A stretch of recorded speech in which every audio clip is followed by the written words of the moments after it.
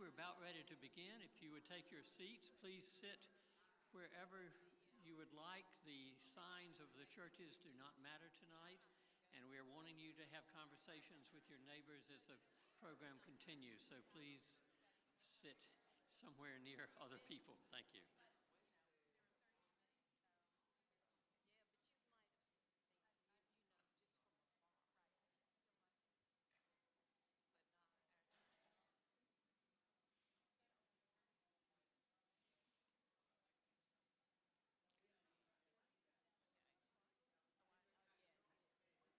Well, good evening to you all.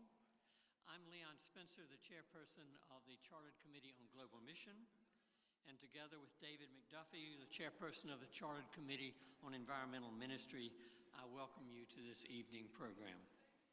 Our two chartered committees have joined together because we want to hold up both local initiatives in creation care and our concern for our global partners as we face an environmental crisis across our planet.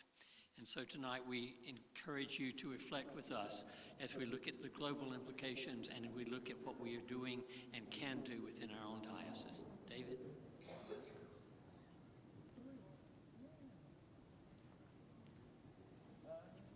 Thank you, Leon, and welcome everyone. I'm David McDuffie. I'm the chair of the Environmental Ministry Committee. Let me just begin by saying climate change, clean air, clean water, sustainable habitats and cultures are not only issues of environmental concern, but also global issues. Creation care is a human issue that unites us all. As Christians, we are called to love God and love our neighbors. This call is a call to life, to reverence the life that God has given, to value the lives of those, human and non-human, with whom we come in contact, and to protect life for those who will come after us. The goals of creation care and global mission are the same: to love God, love neighbor, and therefore love life. Let us now turn to a video on creation care from the Episcopal Church to learn a bit more about this.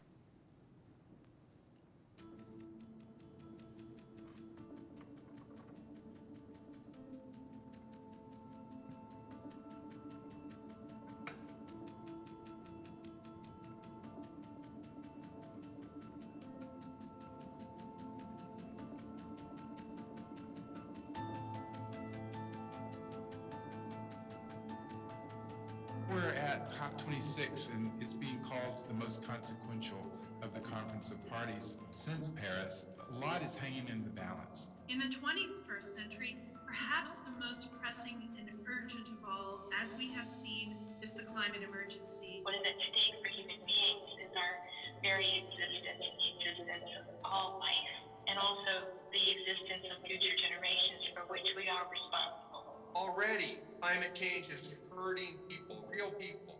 Loss of lives, home, farms, jobs, communities, even cultures, many of whom are least responsible for it.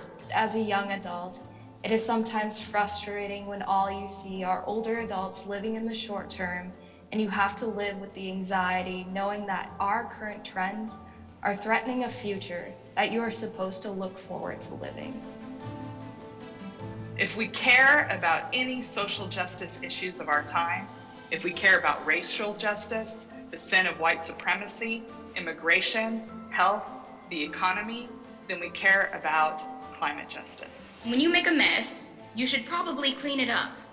The US is responsible for an overwhelming majority of carbon dioxide in the world. Our carelessness is at the expense of the lives of vulnerable communities, and now we owe a debt. We are using the voice of the canary in the coal mine, warning all life on Earth that we need to come together in our diverse group of peoples to be able to make a difference to Mother Earth. In our prayers, we attest that the earth is our fragile island home. The earth is all that we have, and it was created to be all that we need. Our job is to love our neighbor across the street and around the world.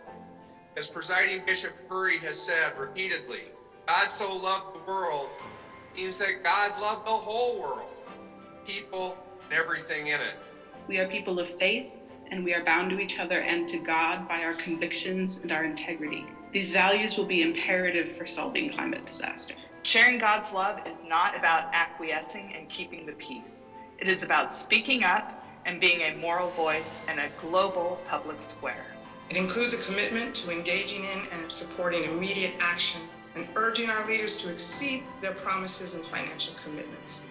It is also action that is informed by the wisdom and instincts of indigenous peoples. From the Amazon rainforest to the Arctic tundra, solutions to our climate crisis must be sought in partnership with indigenous people. And our collective commitment as Christians must be a generational commitment. Good news is we have many solutions that work to address climate change, and our relationship with God gives us freedom, strength, love, and hope to make any changes we need. Bring your gifts to this work. It takes all of us, and there cannot be enough hands involved. I have come to realize that this is not the end, but it is a beginning. The Episcopal Church is essential for bringing such hope into the dialogue. It is part of our covenant to do so. We need to participate in our own redemption as a